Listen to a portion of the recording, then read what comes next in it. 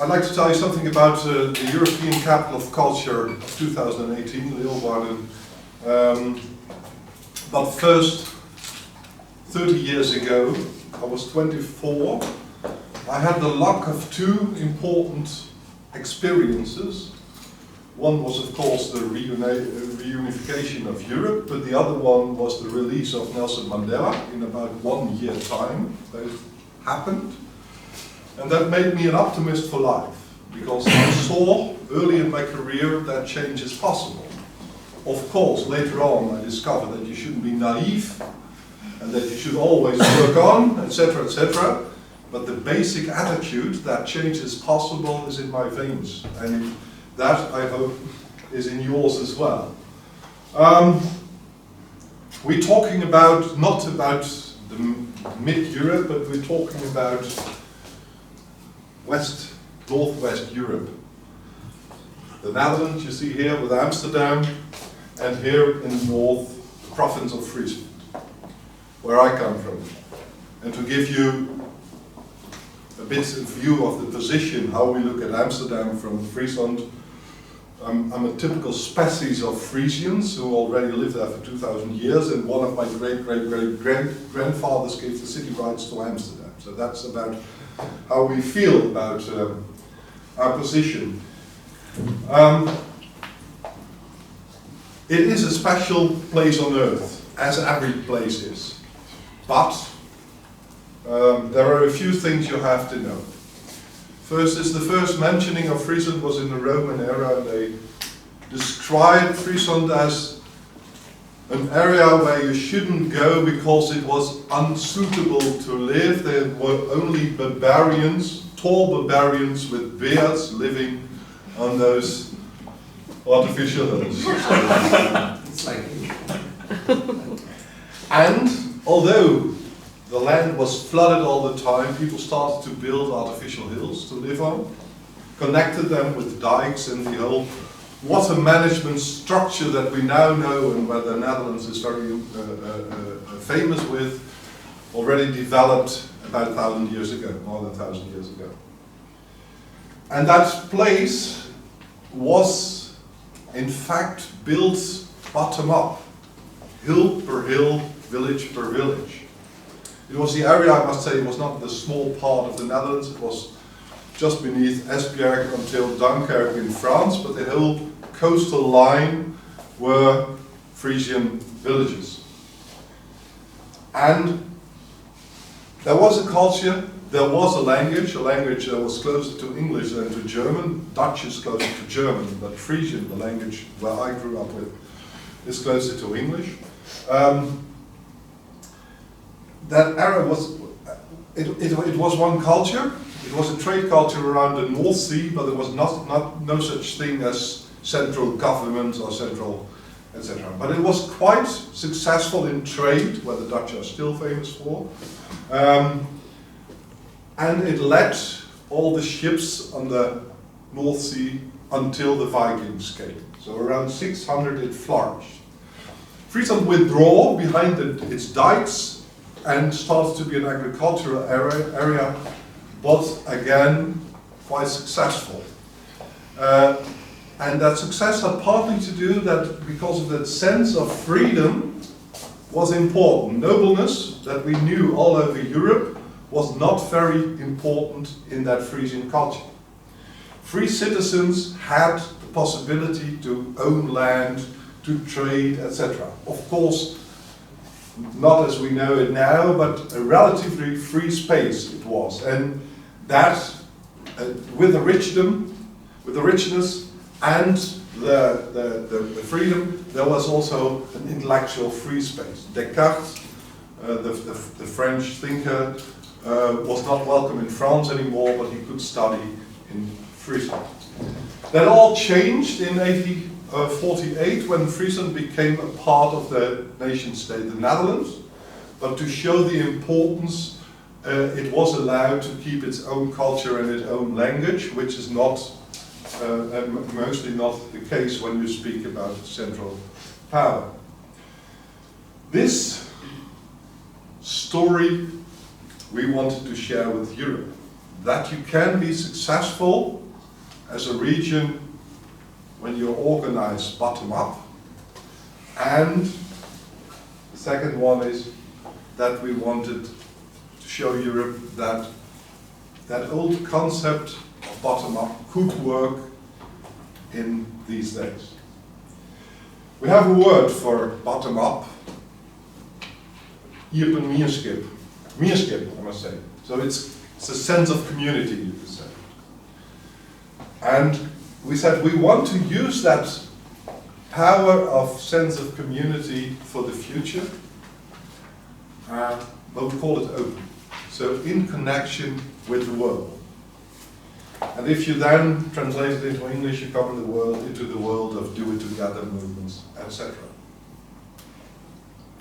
Whereby we build up our program for the European Capital of Culture. Who's not familiar with the phenomenon of European Capital of Culture? Because then I have to explain a few words. Okay. Every year, Europe selects 2 cities to be the European Capital of Culture. As from the country is appointed, so we knew that we were in 2018 with the Netherlands, but within a country you have a competition to get the title, and the title is given to you by the European Parliament based on an advice of an independent committee, a jury you can say. We were in a competition with 4 other cities in the Netherlands, all bigger, richer, with a more international focus and international image. The Hague, Utrecht, Eindhoven, Maastricht. But we won. And we won because it was in 2012, 2013 that we were in this competition, and then the European crisis was at its deepest. And we said that crisis is strongly a crisis of governments, banks, big companies. If we want to give Europe a future, there's only one possibility, and that is that the people have to stand up themselves and work on their own society. And that is what we want to express in our Capital of Culture.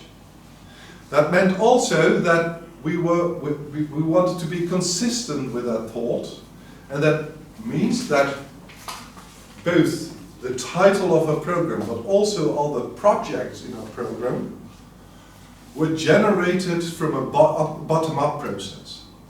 So we didn't have a curator that said, we are going to present this, that, and that. No, we had many conversations on the streets, in bars, in pubs, in institutions, wherever, and asked people, what would you like to present? What do you think is important? Where should it be about when we are Capital of Culture? And based on that process, we built our program. Within the end, 60 projects strong enough for our main program, and another 600 that came from society. And then you must know that in our region we have 650,000 people. We presented the ideas we had in 3 storylines. 3 storylines that you need for change. One is Dare to Dream. That were projects where people said, we should do that because we never do that. And that is impossible in our city, in our region, we don't do that. The second one is Dare to Act, and that's very much about the future of our Earth. How do we treat our environment?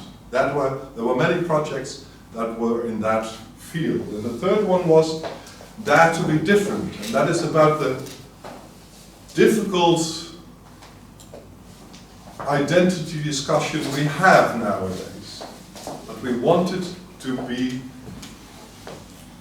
in that field as well. So Dare to Dream was an opening weekend with a fairy tale, but also with singing in Frisian and singing in Syrian and singing in Jewish.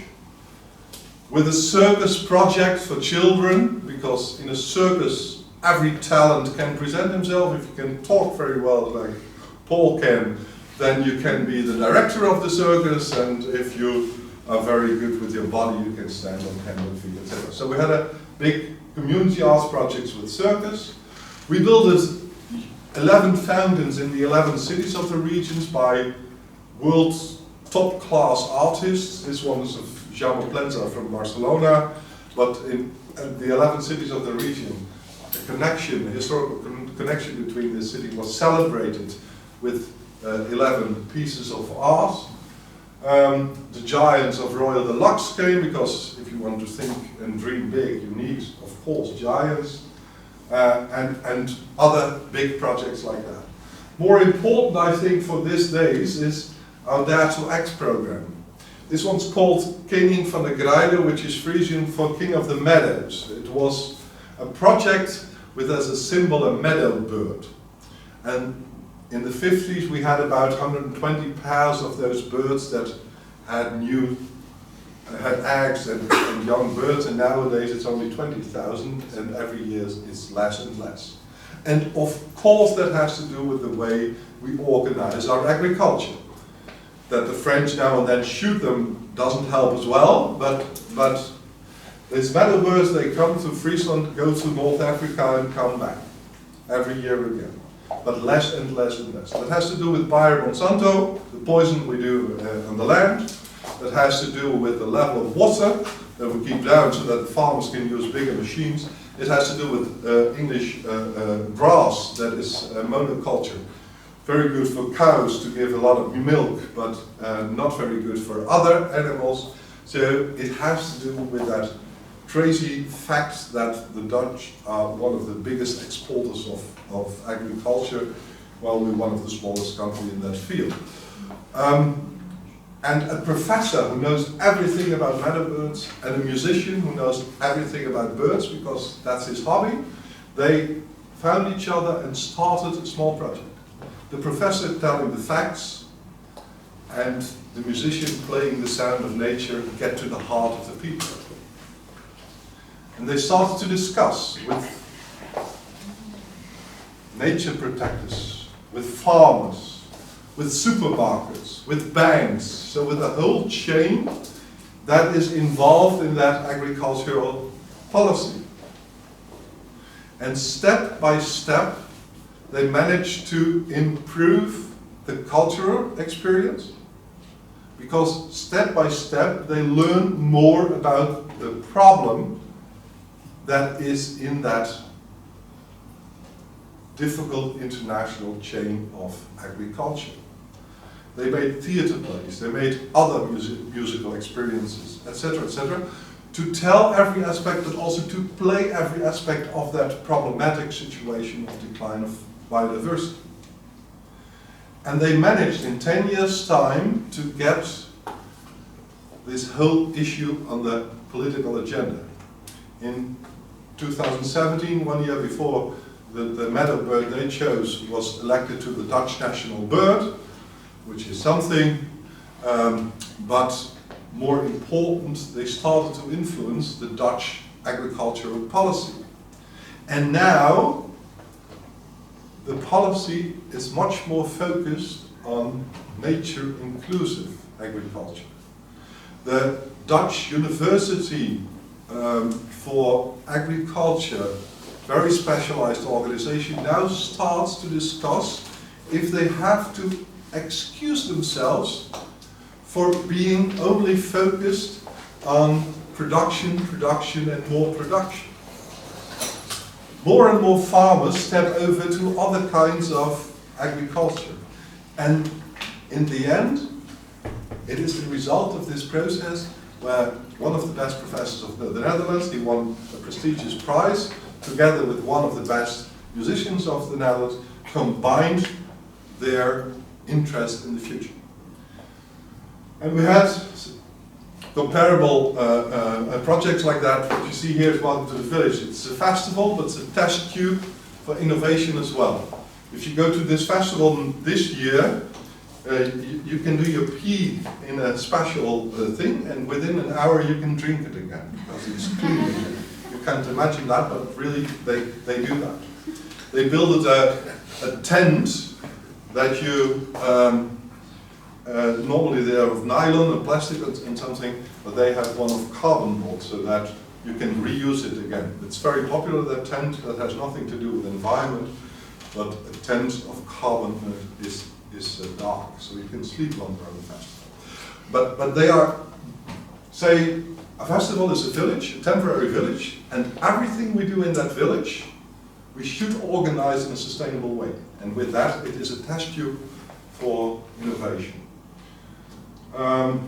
And then there was the initiative, which is about energy and the transformation of the use of fossil fuels. We thought a lot and discussed a lot about the real problem of not using fossil fuels for daily transport. And there was one conclusion, and that is, people think it is not possible. So let's show them that it is possible. So we invited all the people from Friesland to use 2 weeks no fossil fuel. And in the end, 80,000 people really did. They used a bike, they used public transport, blue diesel, which is gained from garbage, etc., etc. And 2 weeks, we did that. 80,000 people didn't use fossil fuels. And with that, we now know it is possible. It's just an attitude. And that attitude, we think, is shifting through this thing. It won the national prize for the best campaign. And then the identity issue. So there has to be different. Friesland has its own language, and that language is threatened because less and less people use it, because we always use Dutch and the media are in Dutch, etc., etc., etc. And the discussion about that goes along for more than 50 years now, and we're a bit fed up with the discussion, because you're always in the position of me, the small one with my small language, against the big, etc. I mean, many of you will be aware of that position you now and then can have. And we said, let's celebrate the quality of bilinguality as we have in the region, because everybody speaks Frisian and Dutch at the same time. So, on a daily basis, we use 2 languages. How many of you use on a daily basis 2 languages or more? I think many of you, don't you? We never talk about it. It's very interesting. It has a lot of advantages. People that use more than 1 language on a daily basis, in general, suffer from dementia 7 years later. Or appear to be more tolerant, since they know that you can have more perspectives on the same issue. So it's very useful to be bilingual. So let's celebrate that instead of complaining about the fact that language is under pressure. Because if you celebrate the importance of that bilingual, the chance that people will give that beautiful language to their children grows. It's no longer a disadvantage, it's an advantage. So we had a huge installations about languages all over the world in our program.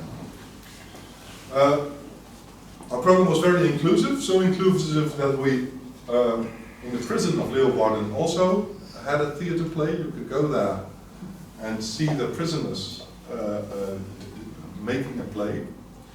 Of course, there were a lot of protection issues, etc.